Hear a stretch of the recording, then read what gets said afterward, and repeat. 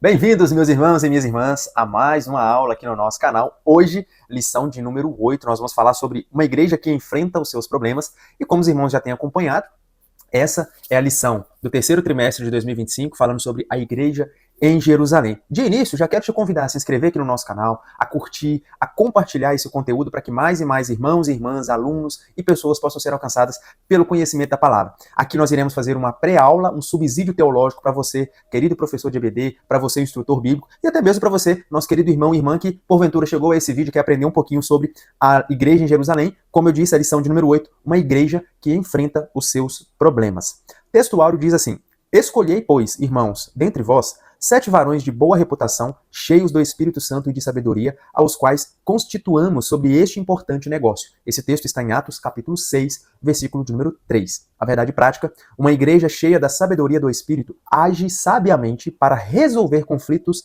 de relacionamentos. A leitura bíblica em classe se encontra no livro de Atos, no capítulo 6, versículo 1 ao versículo 7. Diz assim o texto bíblico: Ora, naqueles dias, crescendo o número dos discípulos. Anote isso.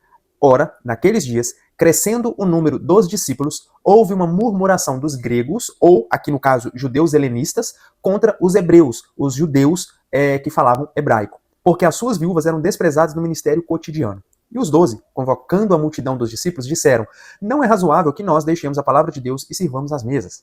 Escolhei, pois, irmãos, dentre vós, 7 varões de boa reputação, cheios do Espírito Santo e de sabedoria, aos quais constituamos sobre este importante negócio. Mas nós perseveraremos na oração e no ministério da palavra. E este parecer contentou a toda a multidão, e elegeram Estevão, homem cheio de fé e do Espírito Santo, e Filipe, e Prócoro, e Nicanor, e Timão, e Pármenas, e Nicolau, prosélito de Antioquia. E os apresentaram ante os apóstolos. E estes, orando, lhes expuseram as mãos. E crescia a palavra de Deus em Jerusalém, e se multiplicava muito o número dos discípulos, e grande parte dos sacerdotes obedecia à fé. Por que eu disse aqui, inicialmente, para os irmãos circularem ou grifarem, né, essa parte, crescendo o número dos discípulos? Porque, como nós vamos falar hoje, uma igreja que enfrenta os seus problemas, isso aqui nós já havíamos dito desde o começo, que a igreja em Jerusalém, por mais que ela era uma igreja base, uma igreja matriz, uma igreja exemplar, não era uma igreja que era livre de problemas. Pelo contrário, era uma igreja que tinha os seus problemas, mas, diferente de muitas das igrejas que nós temos hoje, ela sabia enfrentar os seus problemas de forma sábia, de forma direcional, que tinha o aconselhamento de Deus, e de forma prioritária. Isso é o que nós vamos ver aqui. Então, um dos motivos de circularem crescendo o número dos discípulos é a igreja, um de seus problemas era essa questão. Como o número de discípulos crescia, a escalada era grande, o número de discípulos que ia crescendo, automaticamente aumentava-se também os problemas voltados para questões de relacionamentos, tá? Então, na nossa introdução, nós vamos aprender hoje sobre o ministério diaconal, ou a diaconia bíblica. Esse é um ministério essencial de serviço na igreja que nos ensina sobre o serviço ao próximo. A Bíblia nos mostra que a igreja, mesmo em seus primórdios, enfrentava desafios, mas tinha um diferencial. A busca pela resolução, a busca pelas soluções e resolução em Deus era fundamental. A criação do ministério dos diáconos não foi para estabelecer uma hierarquia. Infelizmente, hoje a gente percebe que em algumas denominações, digamos assim, surge aquela ideia de hierarquia dentro da igreja, né? Primeiro você começa como membro, depois, um exemplo, tá? Não sei se é assim exatamente, mas há alguns exemplos. Começa como membro, que vai visitando, depois se torna membro, depois se torna, por exemplo, um porteiro, ajuda em alguma coisa na igreja, depois ele é consagrado a diácono, depois ele é consagrado a evangelista, depois ele é consagrado a presbítero, depois ele é consagrado a pastor e assim sucessivamente. As pessoas acreditam que o termo diácono, né? Hoje nós vamos te consagrar a diácono, é no sentido de começar uma hierarquia até chegar no topo, até chegar no cargo máximo, pastor, um líder de uma denominação. Mas nós vamos aprender aqui que a situação, né, o diaconato, a diaconia, ela não é uma hierarquia bíblica, digamos assim. Ela é um ato de servir a Deus e servir também ao próximo.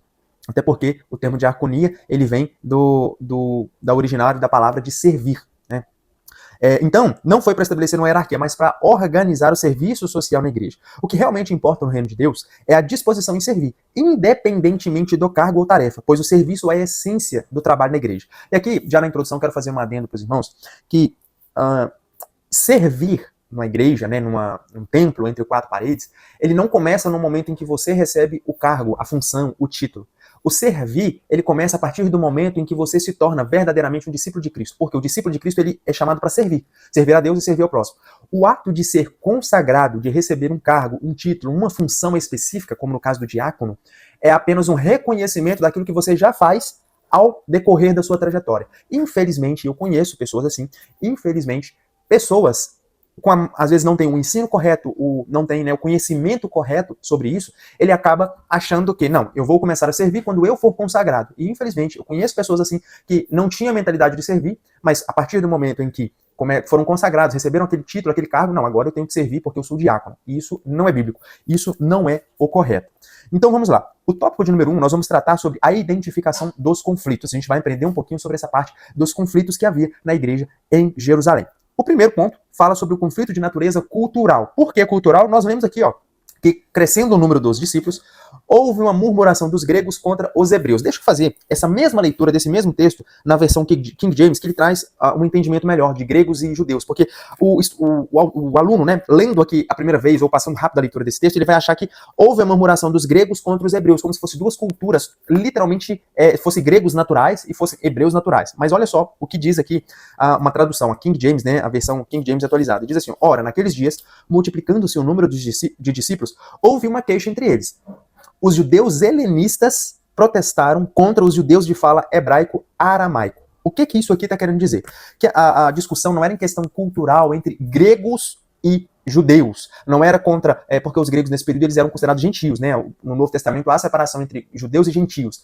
Aqui nós não estamos falando desse sentido. Aqui o autor Lucas, ele está dizendo o seguinte, que os judeus helenistas, quem eram os judeus helenistas? Eram judeus nascidos lá na cultura grega, eles foram helenitizados. O que é isso? Eles foram aculturados. Eles eram judeus, mas eles foram aculturados dentro da cultura grega. Então eles tinham a cultura grega, eles tinham conhecimento grego, mas eles estavam sendo inseridos no corpo de Cristo. Já em contrapartida, nós temos os judeus hebreus, né, que é aqueles que eram nascidos ali em Israel, né, durante o período, e eles aprenderam a cultura hebraica, a cultura judaica, digamos assim. Então, dentro desse grupo de igreja, tinha esses dois grupos de pessoas. Os judeus, que eles eram descendentes de judeus, mas nasceram ali na Grécia, nasceram e foram aculturados na cultura grega, e tinha os judeus hebreus, né, os judeus originários mesmo, já foram crescidos ali em Israel e foram também cultuados, né, aculturados, digamos assim, na cultura judaica. Então eles começaram a se desentender, a haver queixas por conta das viúvas dos judeus helenistas que estavam sendo ignoradas, estavam sendo deixadas de lado. Então, aqui o autor ele até coloca que havia, né, esses gregos, eram os judeus helenistas, né, os judeus que foram helenitizados na cultura grega, isto é, que haviam emigrado para outros países e que por conta disso falavam somente a língua grega. Havia, portanto, uma barreira aqui, uma barreira de natureza cultural por conta da língua. A unidade da igreja não pode ser ameaçada por conflitos de qualquer natureza. Nesse primeiro ponto, meus irmãos, para a gente não estender muito, né, já que eu fiz essa explicação, né, clara de o que seria essa queixa entre os gregos e os judeus, a igreja de Cristo ela é composta por todos os tipos de pessoas.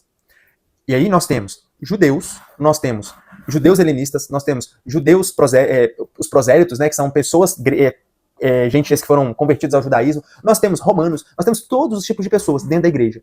Isso não quer dizer que a igreja deve haver grupos, facções, como diz Paulo lá em Gálatas, capítulo 5, né, que não pode haver facções. Pelo contrário, a igreja, mesmo na sua diversidade de discípulos, de membros, de servos, ela precisa estar unida em um único corpo, em um único pensamento, em um único espírito, em um único Senhor. Independente se eu tenho uma pessoa, trazendo para os nossos dias, uma pessoa que é brasileira aqui no Brasil, e ao mesmo tempo tem pessoas que são americanas, que foram agregadas, pessoas que são japonesas, são culturas diferentes. Mas não é porque são culturas diferentes que nós temos que fazer divisão, separação, grupos, facções. Pelo contrário, nós temos que nos unirmos, porque o corpo de Cristo ele é um só.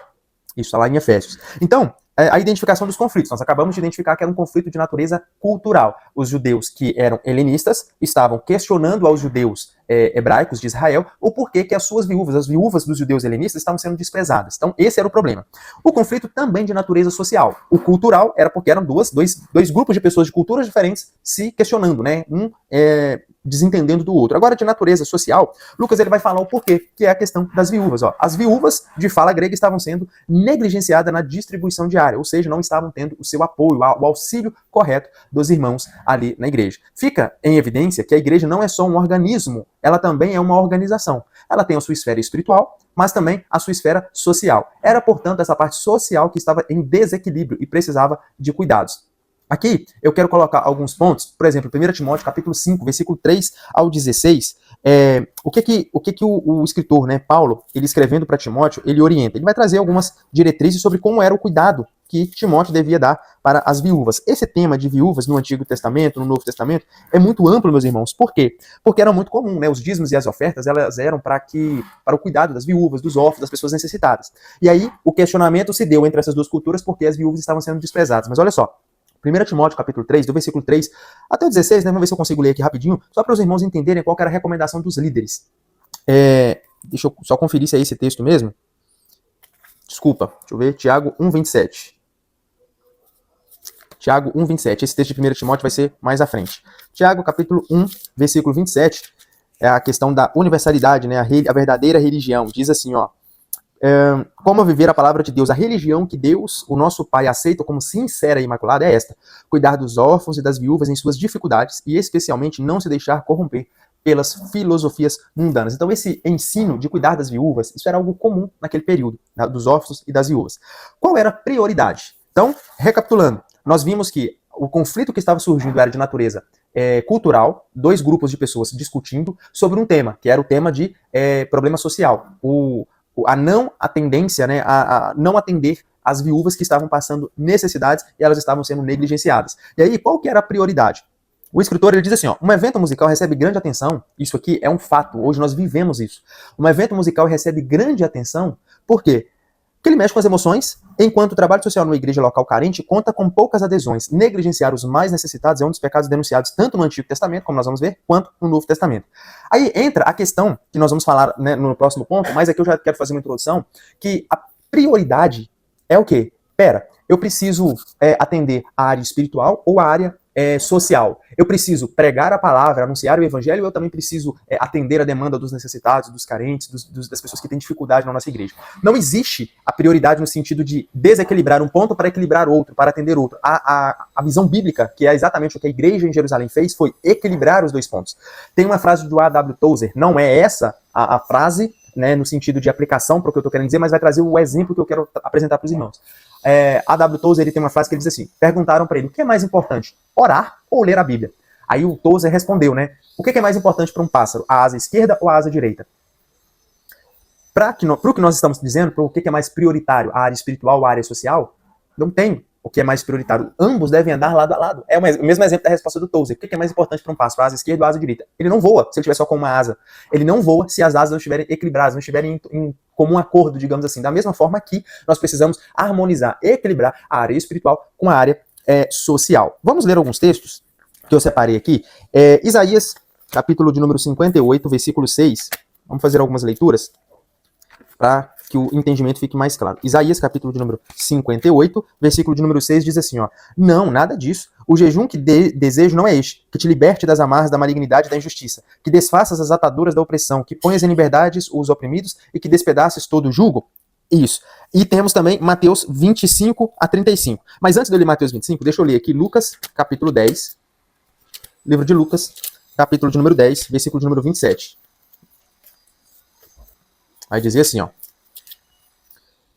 E ele replicou, o que é mais importante, né? Qual que é a prioridade? Aqui Jesus respondendo, na parábola do bom samaritano. E ele replicou, amarás o Senhor teu Deus de todo o teu coração, de toda a tua alma, de todas as tuas forças e com toda a tua capacidade intelectual. E amarás o teu próximo como a ti mesmo. O que eu estou querendo dizer aqui? Qual que é a prioridade? Amar a Deus, acima de todas as coisas, alimentar o seu espiritual, mas também amar o teu próximo como a ti mesmo, que é alimentar o seu lado social. Outro exemplo, Mateus 25, 40. Esse aqui é o texto muito conhecido, né? Que é aquela frase de Jesus sobre o cuidado com o próximo. Mateus, capítulo 25, versículo de número 40.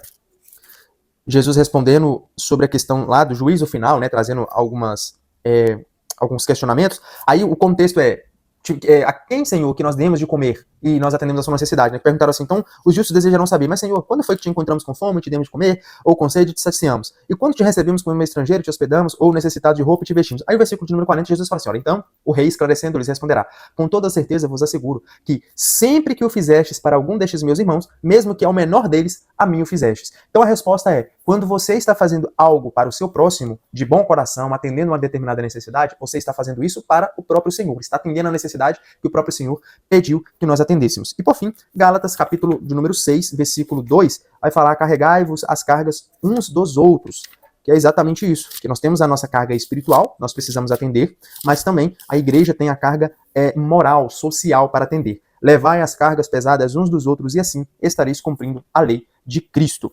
Então, meus irmãos, o ponto de número 1, como nós já explicamos, né, a identificação dos conflitos.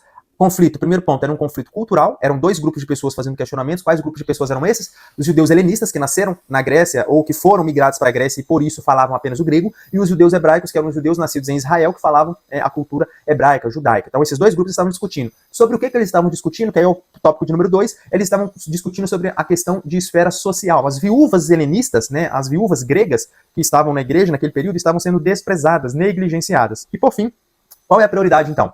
A prioridade é atender a demanda social da mesma forma que nós atendemos a demanda espiritual. Nós vamos adentrar agora com mais propriedade, né, com mais profundidade nessa questão do espiritual e do social. Ponto 2 vai falar sobre a delegação de tarefas. E o ponto de número 1 fala o ministério da oração e da palavra.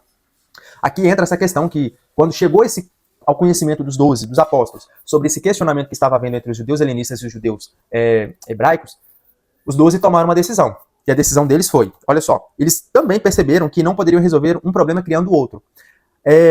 Tanto a parte social como a devocional e evangelística fazem parte de uma única missão, que é a missão da igreja, que são os dois lados de uma mesma moeda. O que aqui o comentarista está querendo dizer?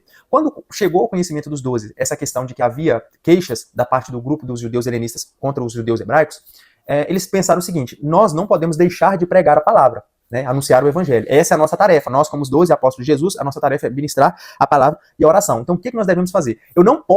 Os 12 não deveriam deixar o ministério da pregação e da oração para atender a resolução desse problema social. Eles não poderiam resolver um problema criando outro problema, atendendo a esfera social e deixando a esfera espiritual. Então, o que eles fizeram? Elegeram 7 irmãos, que aí a gente vai ver as características desses irmãos mais à frente, mas esses 7 irmãos é que estariam na responsabilidade de atender a demanda social. E enquanto isso, eles estariam atendendo a demanda espiritual do corpo de Cristo. Não há conflito entre tarefas, é o ponto de número 2.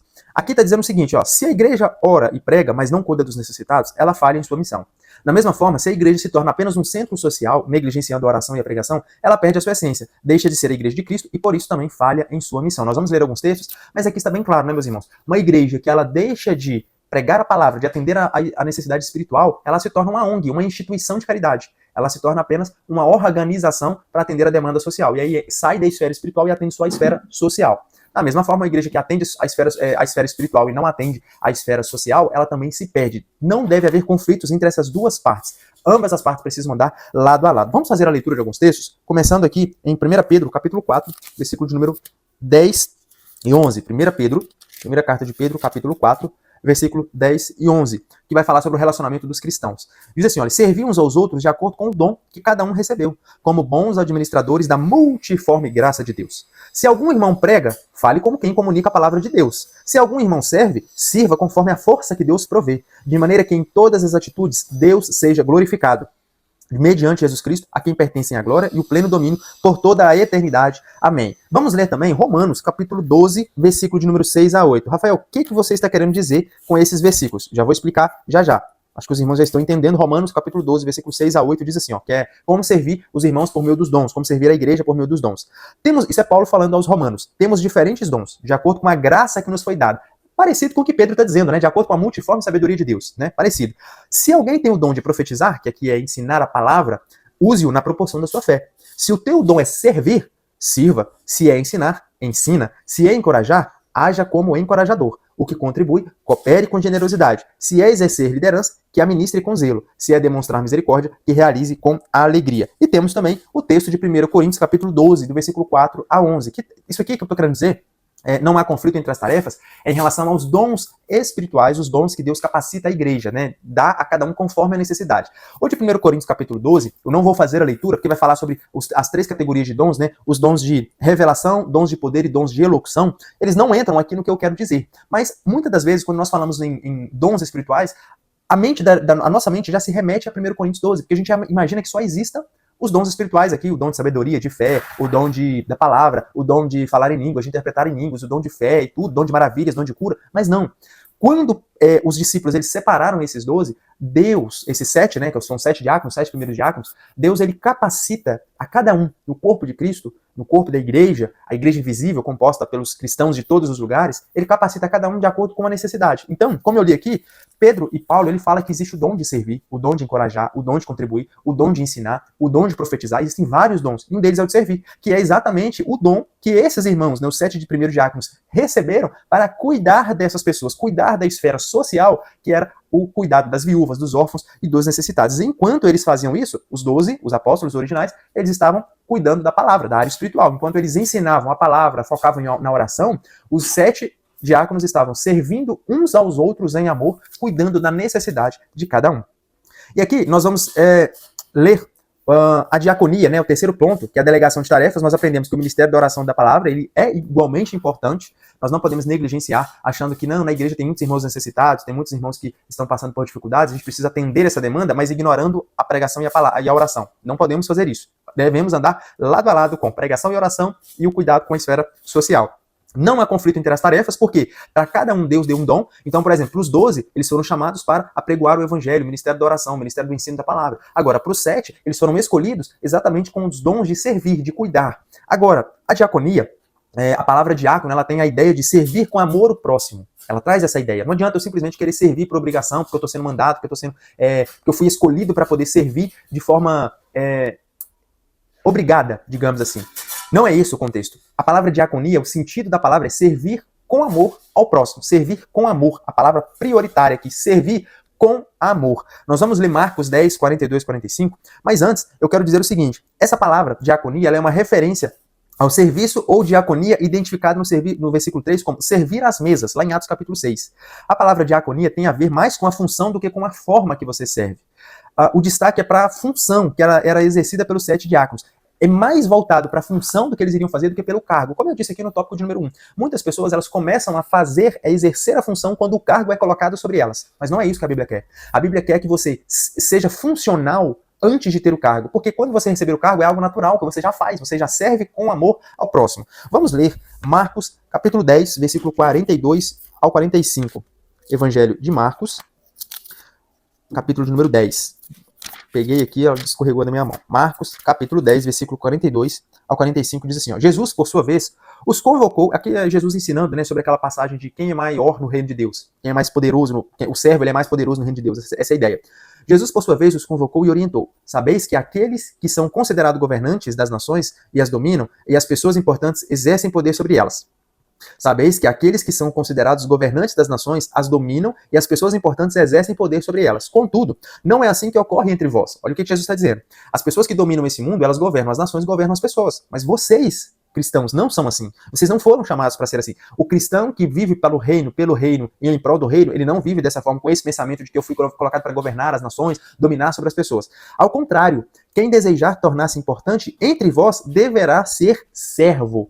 E quem ambicionar ser o primeiro entre vós, que se dispõe a ser o escravo de todos. Porquanto, nem mesmo o Filho do Homem veio para ser servido, mas para servir e dar a sua vida em resgate por muitos. Infelizmente, eu vou usar essa expressão, infelizmente, aqui, esse é um texto, é uma palavra, né, escravo, servo, é uma palavra que nós, brasileiros, no século XXI, né, não só brasileiros, né, o mundo ocidental, atual, ele não compreende na sua plenitude o significado de ser servo de Cristo, escravo de Cristo.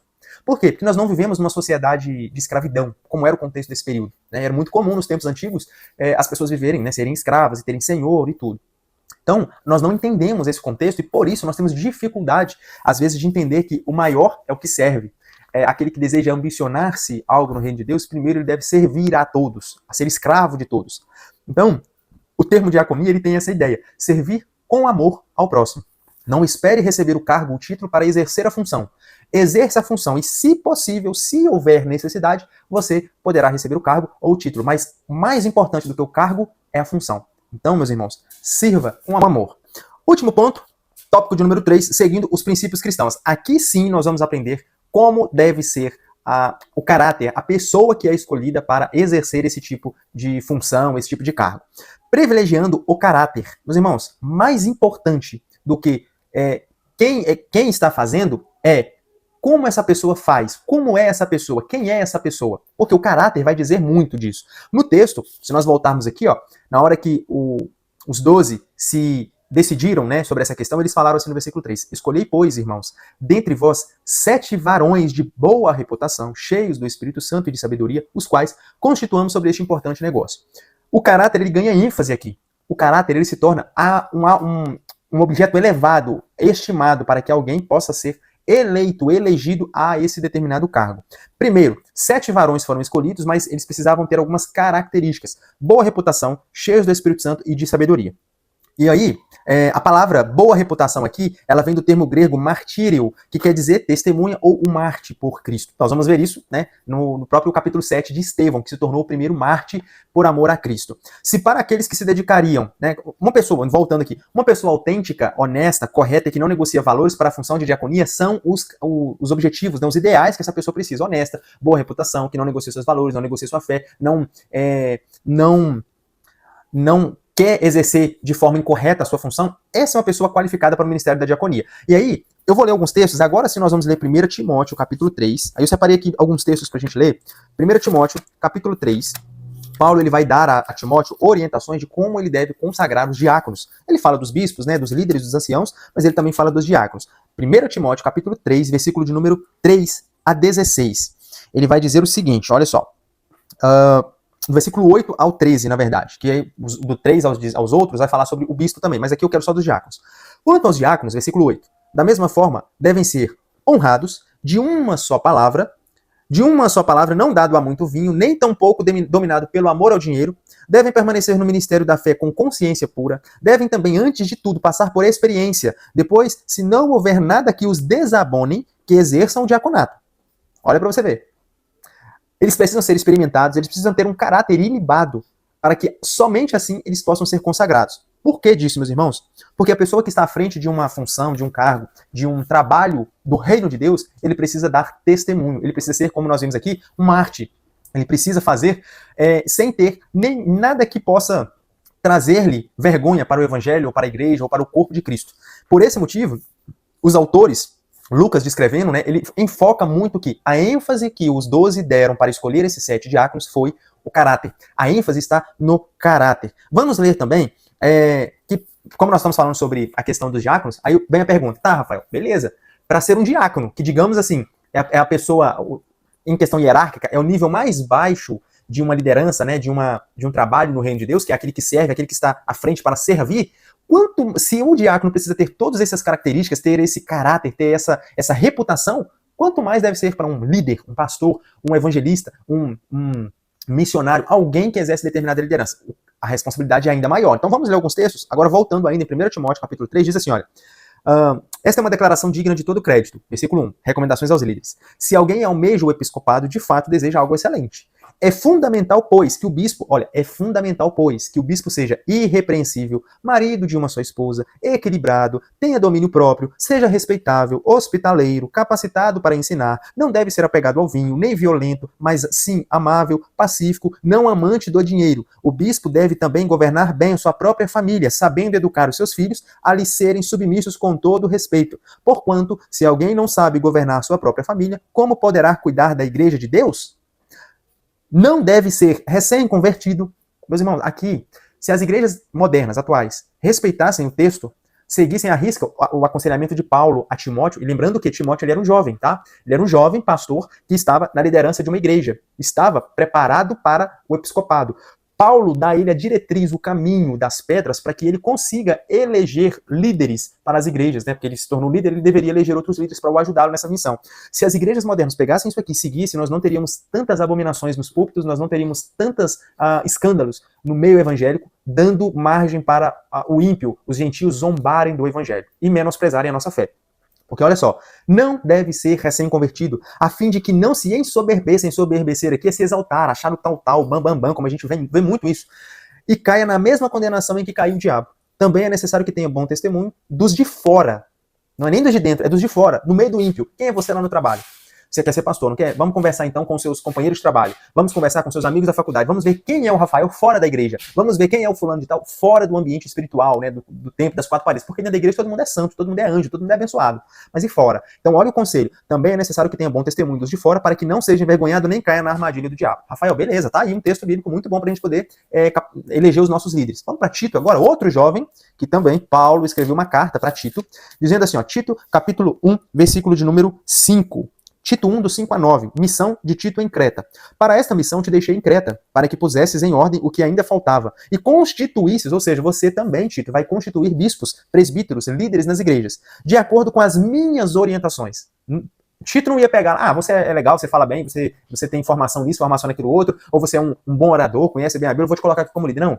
Segundo as minhas orientações. Ele já tinha deixado para Timóteo essas orientações, mas ele volta a replicar essas orientações aqui em Tito. E ele diz assim, olha, é necessário, portanto, que o presbítero seja irrepreensível. A primeira palavra que ele dá para Timóteo. Irrepreensível. Marido de uma só mulher, a mesma característica. Tenha filhos cristãos, a mesma característica. Que não sejam acusados de libertinagem ou de insubmissão. Por ser encarregado da obra de Deus, é indispensável. Sabe, irmãos, parece que a gente lê o texto bíblico e ignora algumas palavras. Olha só.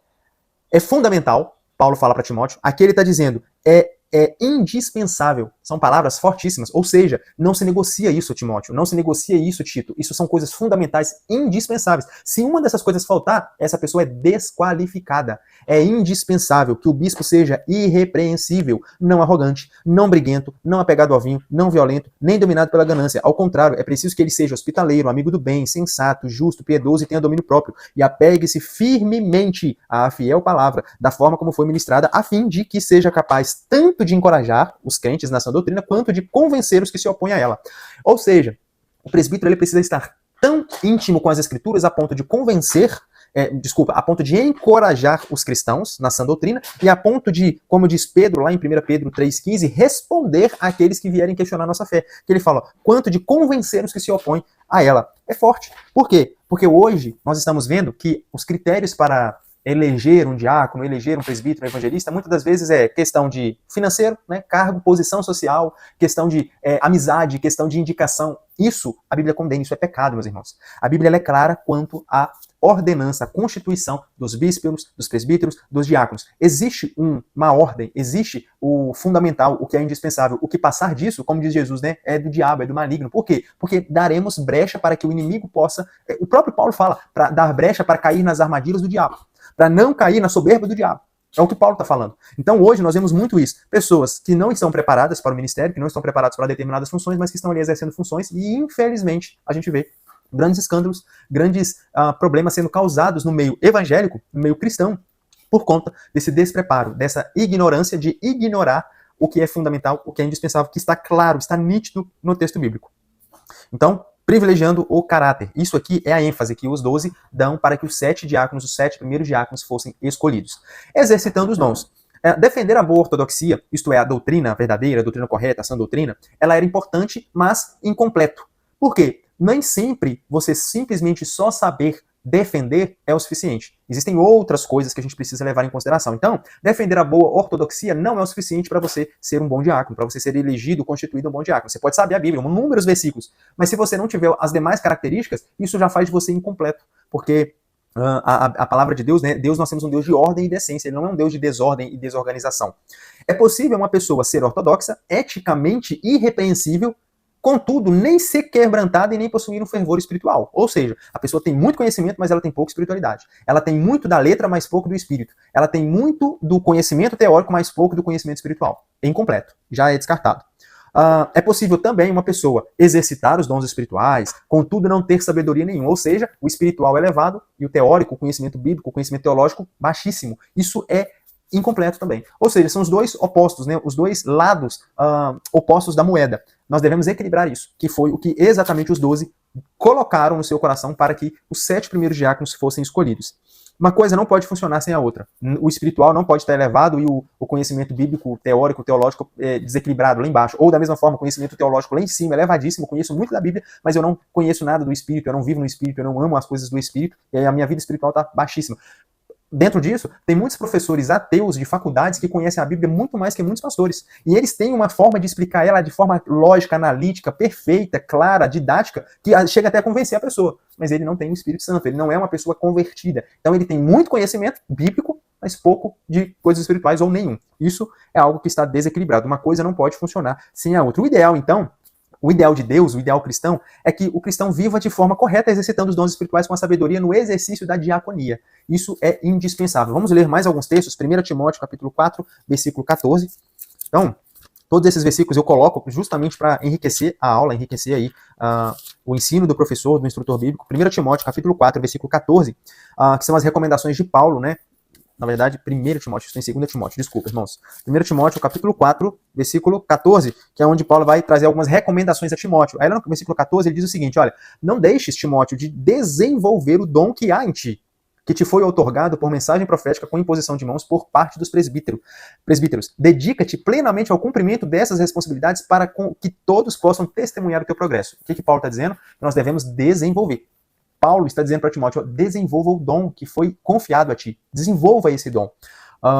Então, exercer os dons é também uma responsabilidade nossa. Não adianta eu simplesmente achar que Deus me deu o dom de servir, mas eu não estou trabalhando, exercendo. Deus me deu o dom de ensinar, mas eu não estou aprendendo, né? A pessoa quer ensinar sem sentar para aprender. Tem uma frase que diz, quem não senta para aprender não pode levantar-se para ensinar. Isso é fato. Então, primeiro ponto, exercer os dons. Desenvolva o dom que Deus te capacitou. Se o seu dom é de ensinar, busque conhecimento, busque aprender para que o ensino seja ainda mais perfeito, ainda mais preciso, mais assertivo.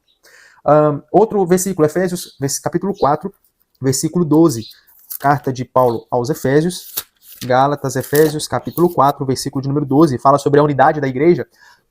Aí Paulo está dizendo, né? Com o propósito de aperfeiçoar os santos para a obra do ministério, para que o corpo de Cristo seja edificado. Para que eu tenho que exercitar então, irmão Rafael, os dons espirituais, o dom que Deus me confiou? Com o propósito de aperfeiçoar os santos para a obra do ministério, para que o corpo de Cristo seja edificado. 2 Timóteo 3,16, né? O famoso texto que toda a escritura é inspirada. Mas vamos ler aqui, 2 Timóteo capítulo 3, versículo 16. Toda a escritura é inspirada por Deus e proveitosa para ministrar a verdade, para repreender o mal, para corrigir os erros e para ensinar a maneira correta de viver. Mas, beleza. Qual que é a aplicação disso? Olha o versículo 17. A fim de que todo homem de Deus tenha capacidade e pleno preparo para realizar todas as boas ações. Então, o ideal de Deus é que o cristão viva de forma correta, exercitando os dons espirituais com a sabedoria no exercício da diaconia. Graças a Deus, chegamos a mais uma lição. E na conclusão agora, nós vamos, né, deixa eu só recapitular aqui, ó. Primeiro ponto, nós identificamos os conflitos que estavam havendo na igreja em Jerusalém, que era a questão dos judeus, né, helenistas com os hebraicos, os judeus hebreus, que estavam discutindo sobre o porquê que as viúvas helenistas, as viúvas gregas estavam sendo desprezadas, e por conta disso surgiu o questionamento, o que nós apóstolos devemos fazer?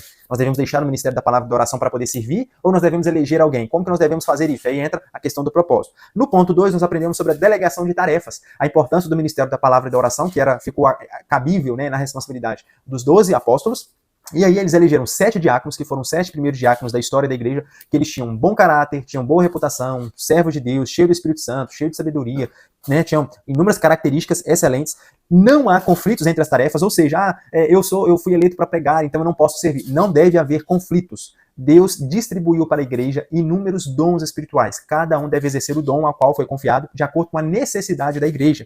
E, por fim, o que era a diaconia. A palavra-chave aqui é diaconia, é servir com amor o próximo. Grave isso no seu coração e você não erra, você nunca mais vai esquecer. Nunca sirva a partir do momento que você receber um cargo. Nunca sirva a partir do momento que você for chamado para exercer essa função por um homem. Pelo contrário, se você sente no coração o desejo de servir ao próximo, não espere ter o título, ter o cargo ou ser chamado pelo homem ou consagrado pelo homem para fazer. Exerça a função que ela é prioritária. A função, ela vem antes do cargo, ok? E por fim, o terceiro tópico nós falamos sobre seguindo os princípios cristãos, né? Privilegiando o caráter, a ênfase de um diácono, de um líder, ela deve ser sempre a ênfase bíblica no caráter. O que o caráter daquela pessoa diz? Será que de fato essa pessoa está pronta para o ministério? E aqui eu vou trazer um complemento. Tem um livro chamado Santos no Mundo, que é um livro sobre a história dos puritanos. Os puritanos, eles tinham uma forma muito importante de agir, de tomar a decisão quando eles iam consagrar alguém. Sabe o que eles faziam? Eles não chegavam e falavam assim, meu irmão, vamos supor que, né, alguém fosse me consagrar. Irmão Rafael, nós sentimos de Deus aqui a necessidade de te consagrar, você está preparado, você se sente preparado, você aceita e tal. Eles não faziam isso. Sabe o que eles faziam? Olha, irmão Rafael, você se enquadra em todos os quesitos aqui da Bíblia, né? Digamos assim, é marido de uma só mulher, não é dado ao vinho, não é briguento, é amigável, de boa reputação, irrepreensível e tal. Você tem tudo isso. Só que o mais importante, E eles separavam o marido, né, o alvo que iria ser consagrado, pegava a esposa dele e perguntava: podemos consagrar o seu esposo? Você acha que seu esposo é digno, está preparado para o ministério? E dependendo do que a esposa dissesse, eles consagravam ou não. Ou seja, eles colocaram um elemento a mais que entra aqui no que a lição está querendo dizer, que é o que Paulo estava querendo dizer para Timóteo e também em Tito. Muitas das vezes, como está dizendo lá em Tito, as pessoas ignoram o fato de os de fora, eles querem apenas os de dentro, a ideia, o testemunho dos de dentro. Mas é muito fácil ser crente dentro da igreja, é muito fácil você ser crente entre quatro paredes, onde tem um aglomerado de pessoas professando a mesma fé, ali dentro ninguém xinga palavrão, ali dentro ninguém faz pensamentos impuros no sentido de pornografia, dessas coisas. Lá dentro todo mundo é santo, é um anjo. Mas e fora de casa? Quem é você na faculdade? Quem é você no trabalho? Quem é você dentro de casa? São essas pessoas de fora que podem testemunhar sobre você. Se você se mantém íntegro, irrepreensível, fora do ambiente de quatro paredes, um ambiente cristão, um ambiente de santos, um ambiente do mundo. Quem é você? Tem um livro também chamado Quem é você quando ninguém está vendo? Então, privilegiando o caráter e exercitando os dons, que é desenvolva o dom que há em ti, meu irmão, minha irmã. Conclusão. Nessa lição nós aprendemos a importância do serviço cristão, do diaconato. Aprendemos a importância desse glorioso ministério, né, que é um ministério muito importante também para que a igreja de Cristo continue crescendo. A igreja que cuida da alma também deve cuidar do corpo. Se há um necessitado em nosso meio, e há, sempre há, nunca duvide disso. Se há um necessitado em nosso meio e sempre há alguém que precisa de um apoio social, nós devemos considerar os princípios bíblicos ensinados nessa passagem das Escrituras para alcançá-lo. É aquela famosa, se eu não me engano, nós falamos disso na lição de número 5, né, uma igreja cheia de amor, que é a questão da pessoa que vai pregar o evangelho, e muitas das vezes ela quer só trazer o espiritual, né? Vou trazer uma palavra, posso fazer uma oração, e ignora a parte social, a necessidade física daquela pessoa. Muitas das vezes, as pessoas, né, elas são criticadas, né, o evangelho é menosprezado, a mensagem não entra no coração, não é nem porque o pregador, ou o ministro, ou o instrutor bíblico não conseguiu trazer o ensino correto. Muitas das vezes, é porque ele desprezou, menosprezou, ignorou a necessidade física, social daquela pessoa. Trazer a mensagem, né? Você vê que a pessoa está precisando de comer, ela não tem o que comer em casa, não tem como se alimentar, e você quer só trazer o alimento espiritual, você está negligenciando uma parte, essa pessoa vai pensar, cara, eu tô aqui morrendo de fome, o cara querendo me alimentar espiritualmente. É válido, mas é incongruente na mente da pessoa. E é isso que o texto dessa lição está querendo dizer, que a igreja de Jerusalém, ela tinha esses problemas, eles tinham esses questionamentos, mas souberam resolver com sabedoria em Deus a forma correta, equilibrando. Nós não podemos deixar o ministério da palavra e da oração, mas nós também não podemos ignorar o fato de que tem pessoas no nosso meio sendo desprezadas, ignoradas, negligenciadas. Nós precisamos equilibrar, colocar na balança e ficar equilibrado esses dois pontos. Amém, meus irmãos? Então, é isso. Quero te convidar se você gostou, deixa aqui seu comentário, eu vou fazer questão de respondê-lo. Se você puder, inscreva-se no canal, ative o sininho para você conseguir receber os novos vídeos do canal, e quero te agradecer do fundo do meu coração. Se você chegou aqui até o final, Deus te abençoe, que Ele continue iluminando o seu entendimento, abrindo o seu coração e te capacitando ainda mais para que você consiga instruir biblicamente e 100% biblicamente aos seus alunos, que as suas aulas sejam enriquecidas pela presença do Espírito Santo e pelo poder da palavra. Deus abençoe a cada um de vocês. Até a próxima. Fiquem com Deus.